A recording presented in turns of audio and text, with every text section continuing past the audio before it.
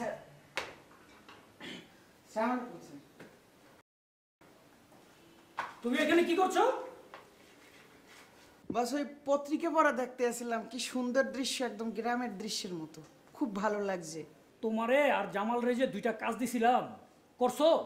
করো নাই। কবিরাজের বাড়ি দখল করে দিতে কইছিলাম, করছো? করো নাই। কি করো তোমরা? সেটা তো চেষ্টা করে যাইতেছি স্যার, কিন্তু পারতে তো আসি না।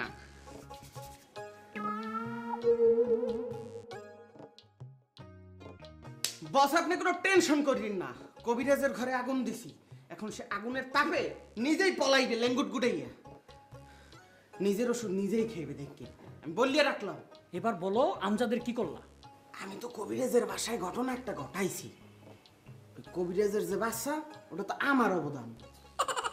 তবে কথা দিতে আসি, এই আমজাদ বেটারে আমি সাইজ করেই ছাড়বো। যা করার জলদি করো। আমার এলাকায় থাইকা ওই বেটা আমার সাথে ভাব নেয়। ওই বেটার এইবার খবর আছে। জি স্যার, বুঝছি, খবর আছে ওর। জসিম, তুমি এখন যাও, আমাকে খবর কাগজ পড়তে দাও। যে নিশ্চয়ই আলবাত শিওর, মাস্ট অবশ্যই যাইতেছি। স্যান্ডেল, দামি স্যান্ডেল তো।